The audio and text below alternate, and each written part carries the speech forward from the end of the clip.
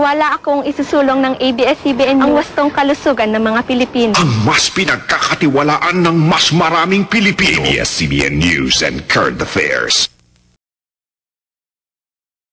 State of calamity diniklara sa 7 bayan sa Batangas dahil sa fish kill. 300 pang tonelada ng isda na fish kill sa Talisay. Fish kill sa Anda, Pangasinan. Matindi na rin. Ibinabiyahe mga isda, iniinspeksyon ng husto. Tulad dito, hindi maganda yung isda mo. Oh. Iniwan lang po sa akin yan, ma'am. Exclusive. Pochang bangus ibinebenta sa La Union hanggang sa Quezon City. DOTC Secretary Ping De Jesus nag-resign na. Ilang karinderiya sa University Belt natuklasang walang permiso, may ipis at marumi. Education for education! Maliit na sahod ng mga guro sa kinder inireklamo. Estudyanteng ayaw tanggapin sa high school sa Pasig, nagsumbong sa DepEd. Hindi naman bongga yung make-up ko. Andal Ampatuan Sr.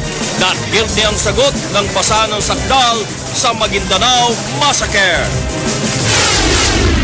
Exclusive, bilanggong si Rolito Go, tinangkaring kumuslit sa bilibid.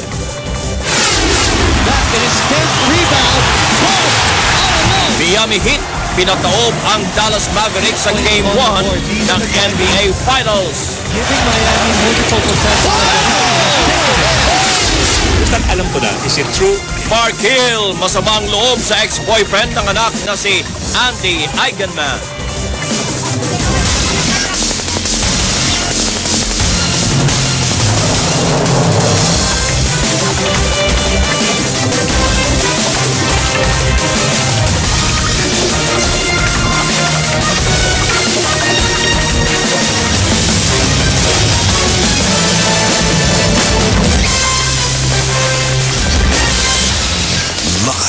Mula sa ABS-CBN News Center, Manila, ito ang TV Patrol! Magandang gabi, bayan. Isinailalim na sa state of calamity ang 7 bayan sa Batangas dahil sa perwisyong dulot ng fish kill. At ngayong araw lamang mahigit sa 300 pang tonelada ng patay na bangus ang natagpuang palutang-lutang sa bayan ng Talisay. Mula Batangas, nagpapatrol si Caroline Bongkin. Namumuti pa rin ang mga fish cages sa Taal Lake dahil sa libu-libong patay na isda.